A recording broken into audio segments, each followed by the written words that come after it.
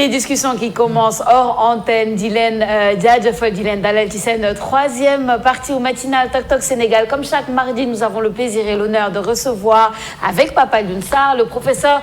Mbaye Thiam. Professeur, ñu ngi lay nuyu bu baax a baax. Sofia, ñu ngi lay delloo nuyu di nuyu suñu jarbaat Pape Sarr suñu jarbaat yu baax yi nekk ci technique bi caméraman yi yëpp di nuyu nag Sénégalais yi ñuy seetaan di leen ñaanal jàmm semaine bii nga xam ne amoon nañ ci njortu far yàlla defal ñu njort lu rafet li gën ci ñu di leen sargal di leen nuyu ñoom ñëpp di ñaan lépp luñ fi wax rek yàlla nay njëriñ ci askan wi. Amin, amin, professeur. Alors, tey moom le sujet phare, bien entendu, Pape Alioune Sarr, professeur, ce sont les élections. wala boog décryptage bi nga xamante ni bëgg nañ ko def ci élections yi nga xamante ni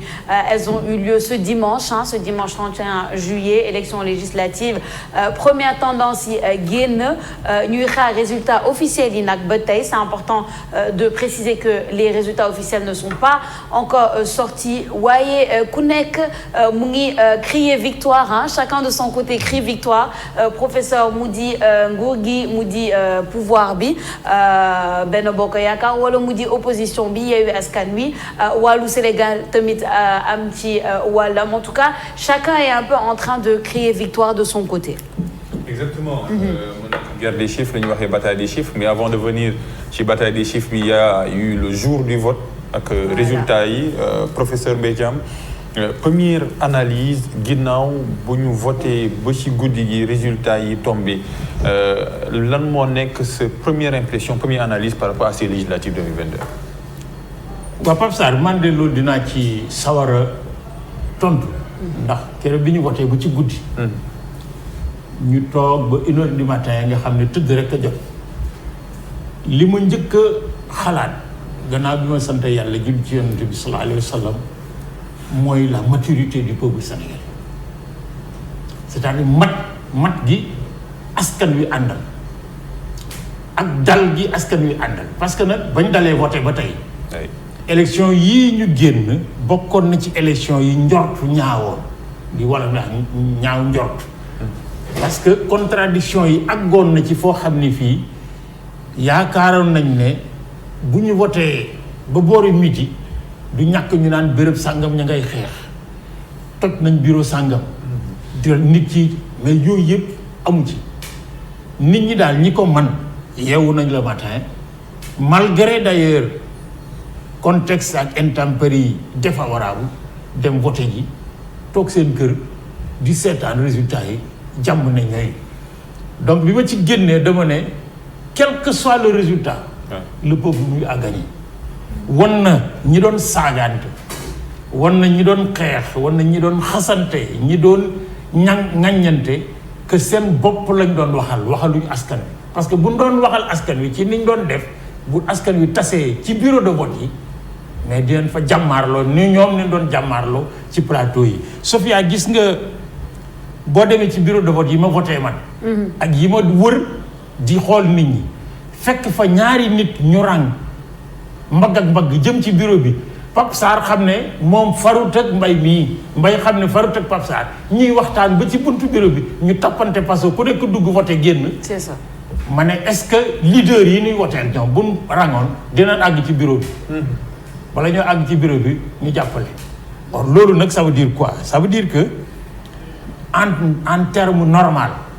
leader njiit ñooy jiitu nit ñi ci jikko yu rafet ak jëf ju rafet ak wax ju rafet di leen ci yar. suñum réew nag askan wi moo jiitu leader yi ci jikko ju rafet ak jëf ju rafet. kon nag leader yi war nañu seetaat seen bopp ñu bari ci ñoom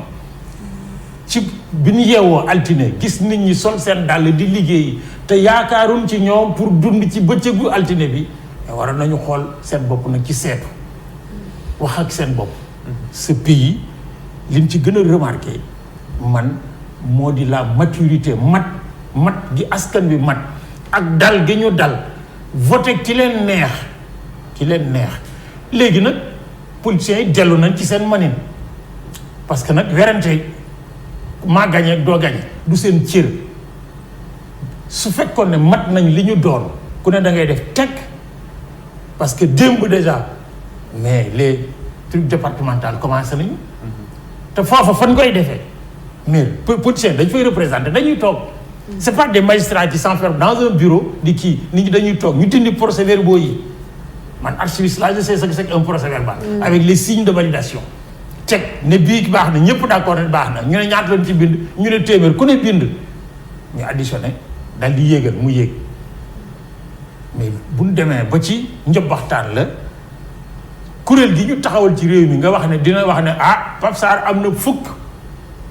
ci ñaar fukk yu doon wut ak juróom Mbaye Thiam am na juróom kon Pape Sarr moo falu ñu door a werante mais ñoom li ñuy werante amul aucun sens amul aussi aucune validité ni juridique ni administrative parce que ñoom ñiy wax amuñu autorité à afficher des résultats ou à déclarer des résultats mais nag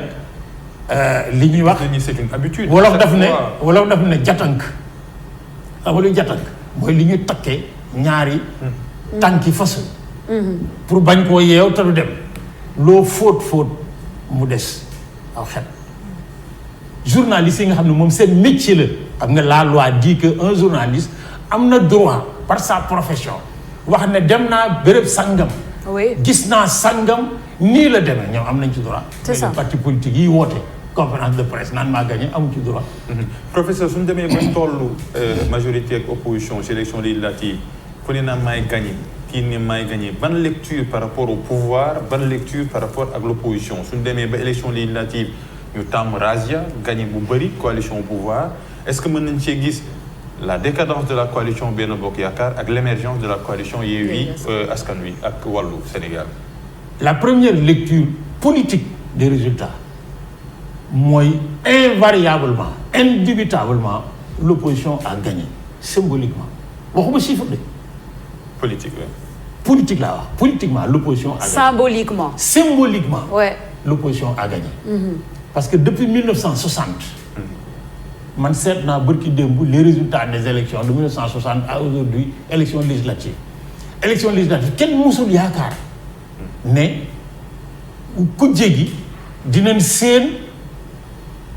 le pouvoir seen laa wax de parce que gën gaa bari bu dee téeméeri député juróom-ñetti fukk yi ak nangam pouvoir bi daf ko daan gagné mais tey bu ñu àggee ci maa gagné wuloo ñoo kii kon opposition bi moo gagné symboliquement ñaareel ba moo di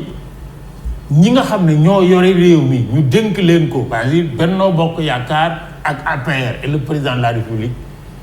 fii ñu toll tey li leen dal bu ñu jàppee ne c'est tout à fait normal c'est que xamuñu li leen jox c'est la première alerte de ce type dans une élection de ce type au Sénégal moo tax bërki dem ma ne c'est un fait inédit parce que quel que soit xam nga ñoom ñaar ñëpp ku ci nekk naan 83 kii naan mais loolu du majorité pour qui connaît les habitudes de ce genre de truc 83 nga xam ne benn 1 kii plus 1 wala plus 2 nga am c'est pas une majorité ça veut dire que l'alerte est là donc dafa la défaite symbolique parce que fële dama ne victoire symbolique de l'opposition il y a une défaite symbolique du pouvoir loolu nag dafay laaj des deux côtés mais des lectures extrêmement pointues maanaam jàngat goo xam ne gii doo fëgg sa dënn ne maay waaja parce que kenn du fi waaja man kat jeex na njorowal jàmm comme on dirait dans mon Jolof natal déedéet mais tey nag la ñu war a mën a xam le courage intellectuel et politique mais des uns et des autres parce que la première conséquence ci résultat yi mooy à la kulli alin carte politique yëpp dañ koy tegaat ci taabal ji séddoowaat parce que kenn amul lu la wóor ci élection yi kenn amul ci lu la wóor il y a ku jege majorité mooy ànd ki Benno Bokk Yaakaar il y a ku jege majorité mooy Yewwi et il y a un arbitre Abdoulaye Wade. Ouais. Un arbitre Abdoulaye Wade. Et justement, ça c'est important de le dire, professeur Thilo Labougonio, parce qu'on parle de la symbolique la symbolique de ces élections législatives. Et ce qui a été très symbolique, bien entendu, c'est le retour de Maître Abdoulaye Wade. On le voit d'ailleurs, cette magnifique photo de Serigne Saliou Dème. Maître Abdoulaye Wade a fait le retour, ñëw na voté na ñëpp a gis ko fi mu ne nii wàllu Sénégal moo di coalition bi nga xamante ni moom jiite na ko a fait un score très symbolique et il risque même de balancer les tendances bu fekkente ni ça continue comme ça lan lañ mën a retenir ci symbolique boobu et le score de wàllu ci élection yi. liñ ci njëkk a mën a jàpp moo di Abdoulaye Wade réew mi ko faloon réew mi ko folli alors dañ ko fal dans les conditions les plus difficiles d'accession d'un opposant au pouvoir parce que c'était la première fois ñu fal ko en 2012 ñu folli ko mais boobaak léegi mais fukki at jaar na fi mais liñ mën a jàpp politiquement en termes d'analyse politique mooy am na un noyau cristallisé d'inconditionnel d'Ablaye Wade ba tey ça am na ñoo xam ne bu Ablaye Wade dans 100 ans bu Ablaye Wade dellusee di wote ñoom bu fekkoon booba ba tey wote wuñu bu ñu jógee moom la ñuy woteel ça nag c'est la marque d'un grand dirigeant politique. Un dirigeant politique du jiite nit ñi altine ñëpp ne yaay waaja àllarba nga ñëw ñala ji nga jiite woon ñëpp bàyyi la di nga fexe ba Abdoulaye Wade dafa réussir une chose mooy la fidélisation de ces inconditionnels. Man damay jàngale bibliothéconomie à l'université damay wax étudiants yi soo yoree bibliothèque defar ko ba mu rafet jël téere yi dugal ci biir ak tout ce qu'il faut sa première tâche mooy nan ngay demee wuti nit ñi nga xam ne yaakaar nga ne war nañoo soxla li nga yore boo fexee ba ñu dugg ci bibliothèque bi nan ngay fexe ba ñu dellu si il faut les fidéliser. Or Abdoulaye Wade nag a un noyau dur de fidèles politiques yoo xam ne ñoom wóolu nañ ko gëm nañ ko moo tax le fait d'avoir été tête de liste de sa coalition et surtout ñëw parce que le point d'interrogation mooy bu Abdoulaye Wade ñëwutoon xam nga bu Abdoulaye Wade ñëwutoon am na ñu voté ñoo xam ne dinañ njort ne Abdoulaye Wade dafa nekk France ay gars yi nekk fii di njaaba jàll ba dugal turam ñoom Abdoulaye Wade la ñu wóoluwuñu PDS wóoluwuñu responsable par Abdoulaye Wade la ñu wóolu bu ñëwee la veille des élections pour voter si dañoo sama góor ga ñëw na comme ci fekk nga feebar di nga yeewu naan garab fexe ba cokos ba ci kii bi votel ko voté dem ñibbi. Or ñooñu nag ça a été déterminant. La deuxième chose qui est à analyser politiquement mooy la tactique bi ñu tuddee intercoalition ak li muy jur. Abdoulaye Wade mas naa dégg benn waaye mu ne c'est un animal politique. Moi j'aime pas ça parce que c'est des expressions journalistiques. Je préfère rek un politique tout court. Oui. Mais Abdoulaye Wade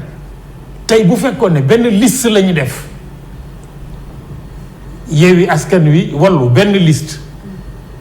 kon il serait enfermé inévitablement dans une liste mais ñaari liste la ñu def xam nga dégg naa démb ñuy werante way ñii dañu sont pas fidèles mais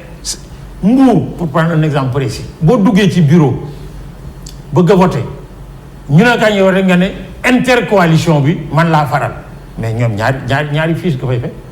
fiche Yewwi ak fiche Wallu xam nga mën a boole ñaari def ci enveloppe. C'est vrai. foog nga woteel kenn boo woteelee kenn da ngaa anti-voté pour ki ci des mais c'est pourquoi faire mais c'est que à l'arrivée Abdoulaye Wade moom li mu am nu mu mën ci toll yëfama. Or Abdoulaye Wade nag jusqu'au dernier moment en politique il joue exclusivement le PDS Abdoulaye Wade et Karim Wade. Or donc fii ñu toll tey mooy Ali Kalaj parce que ñaari liste yi képp ku ci majoritaire pour gérer da ngay ànd ak Abdoulaye Wade ku ci àndut ak moom doo majoritaire pour gérer dans les perspectives. Mu des l'arme fatale de Macky Sall qui s'est retournée contre lui c'est la transhumance. Man depuis waxuma kii de xam nga kañ laa commencé combattre transhumance bi Abdoulaye Wade njëkkee dem assemblée nationale am 18 députés Abdou Diouf rocci juróom-ñetti députés yi waaw loolu yàgg na 1978. De ce jour j'ai toujours considéré et j'ai combattu la transhumance jusqu'à aujourd'hui parce que au-delà du fait que dafay fausser la souveraineté du vote du peuple dafay dugal ci bopp nit ñiy voté ak ñi ñuy voteel ak ñi nekk ci jeu politique bi la notion d'éthique et de morale. Maintenant nag chacun choisit sa manière de progresser mais damaa yàgg wax ne jàppkatu jaan koy mujje. Le président Macky Sall a fait entre autres de la transhumance une arme moo ko may ñi ko doon xeex mu di leen rocc benn par benn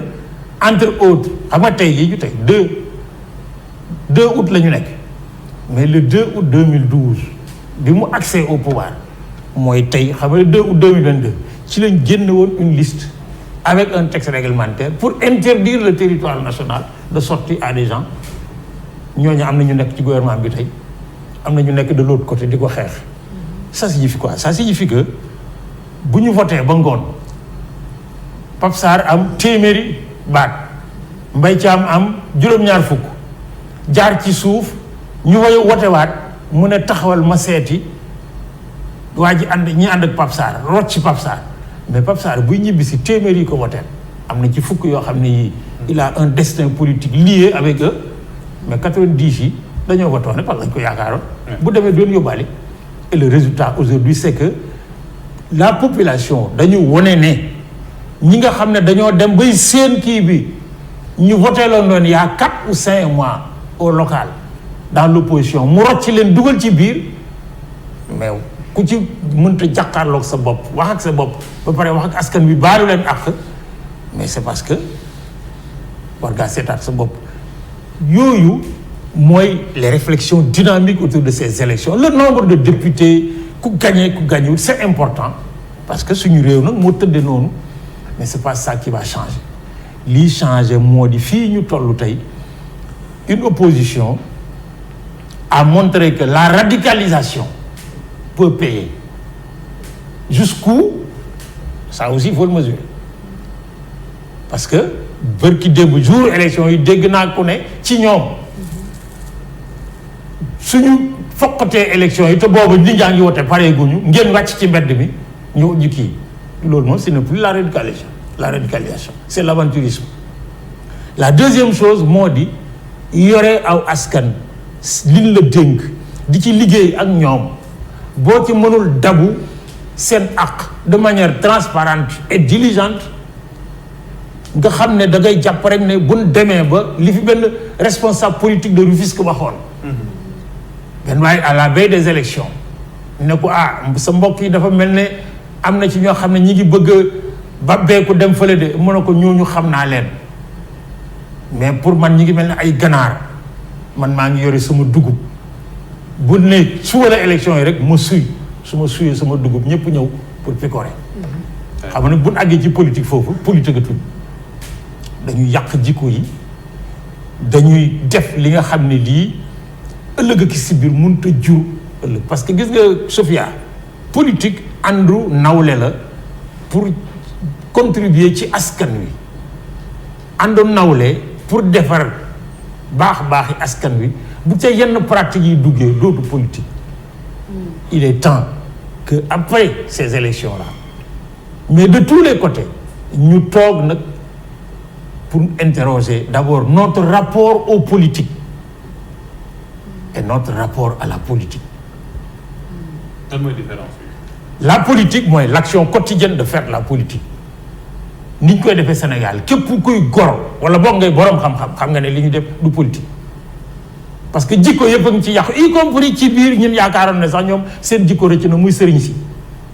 mais taxawaayu sëriñ si ci biir politique bi wala boog yenn sëriñ si ci biir politique bi mais il faut qu'on l'interroge parce que nag bu fekkee ne Sophia dañ jàpp ne sëriñ la mooy sëriñu Mbaye Thiam di sëriñu Pape Sarr te Mbaye Thiam far fii Pape Sarr far fële bu Sophia fesee lu mu seq ak taalibe bi bu Pape Sarr ne man parti bi Mbaye Thiam far bu Sophia wala kii woteel leen ko wala falaa far sax falaa far mais Pape Sarr mi ko defoon sëriñ moom lu mu féeteeg moom La deuxième chose mooy le rapport au politique, c'est-à-dire que ñun ci suñu biir yow mi jiite ne responsable politique na yow mi militant politique seen diggante ni ngeen koy kii c'est-à-dire bu ñu demee ba militant bi jàpp ne ci ko jiite seetatul lu mu mel seetatul lu mu wax seetatul lu mu jëf li mu bëgg na ko wax rek mu def parce que moom la wóolu, mais on n'est plus en politique.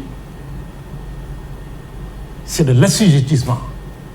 C'est de l'assujettissement maanaam ak njaam la. Politique dafa mel ni puso bu réer ñu taal di ko wër mais mag mën na koo for mais gone it mën na koo for parce que surtout kay bëtam a gën a ñaw mag ñi mën na koo romb gisu ko gone gi ne mi ngi nii daal di sëgg for ko ñu ne ak kon kay moom donc dañuy toog di wax di settante loolu defatuñ ko ci réew mi depuis 2000 dañuy topp nit rek di wéyang-wéyangi fu ko neex jëmale la looloo tax d'ailleurs amplifier le mouvement de la transhumance parce que waa ji ànd ak nit ñi dafa def ne fu ko neex rek jëme nit ñi même bu fekkoon ne bu demee dox ba sori geesu gisul kenn mu dellu si ne yéen gars yi man jàdd naa ñu ne ko ñun gauche loon jëmoon ba ñu départ ñun ñëpp yow yaa dem ba wàcc gauche jëm droite nuyu ñu waa droite mais bu boobaa ñi transhumé ak ñi leen di woo pour transhumé dinañ xam ne mais lii du politique man ba mooy politique dañ daan toog les responsables fondateurs du parti dans la clandestinité toog nga xam ne dama xam ne ñii li ñu daj man dañuy wax ba pare ma yëkk sama loxo man d'accord mu ci loolu ñu ne ma ah ma ne waaw ñu ne loolu d'accord ma wax ba pare ñu ne ah waaw su sa xalaat boobu nag lii moom kii keneen wax ñu ne ah kon lii ngeen wax moom kii nan jàpp loolu defatuñ ko donc notre rapport politique à l'intérieur des organes ñaareel ba moo di mais 400 partis politiques yi ñuy wax ci Sénégal nag mais luy seen dayoo moi j'aurais bien aimé que ñu ne élection locale wala élection législative wala mais amul coalition ku nekk da ngay dem ci parti bi nga créé bu ñu voté waat yow bay ci am 0,0% xam nga parti yi ñu tiré 7000 bulletins 7 millions de bulletins de vote la ñu tiré par parti mais am na ci parti yoo xam ni xam nga 7000 bulletins boo ko tiré ak yi muy àndal mais c'est combien de dépenses ñu def ko dans le Sénégal entier ñu voté ba ci ngoon amoo 1%. léegi ñun suñu alal daal la ñuy jël dépensé ko ci Mbaye Thiam mu wër Sénégal wax li ko neex ca ngoon ga moom waa këram sax ñi ci ëpp voté luñ ko après on passe à la case départ ñu ne démocratie la non. ouais. yooyu yëpp nag. dafay laaj kii man dama defe ne le peuple a envoyé une alerte élection yi man noonu laa koy lire le peuple a envoyé une alerte à tous les politiciens ñi njort ne dañoo gagné. symboliquement ak ñi perte symboliquement waxoon naa fii ci local yi. ci ba ñu wootee ba ca ëllëg sa fii ci seen bi ko laa ne woon l'opposition a gagné qualitativement le pouvoir a perdu qualitativement et a gagné quantitativement. Il y a des gens qui dégg naa ñu naan sur 550 maires yi on a xam nga démb c'est la même chose sur 46 départements on a les 30. Mais quel est le rapport qualitatif pour un homme politique au Sénégal entre gagner la région de Dakar capitale, le département de Dakar capitale et un autre département su ma neexee mën a Jolof parce que fa laa bokk nag ñoom xam na ne lu ma yëkkati kii. C'est ça. man s'il y a un choix à faire mais il y a pas photo. Il n'y a pas photo. La symbolique est importante. La symbolique des élections est très importante. Gis nañ ko léegi professeur Mbaye Thiam di la gërëm di la sant bu baax a baax ci éclaircissement bi ak décryptage bi. Malheureusement, on est à la fin. Il nous reste 2 minutes, juste le temps de peut-être parler du rappel du jour, de l'éphéméride du jour. waaw le rappel du jour l'éphéméride. sama benn mag di sama xarit xam nga. Safiatou nit koo xam ne da ngay jékki-jékki rek mu woo la téléphone. ne la rek nga ne waaw gannaaw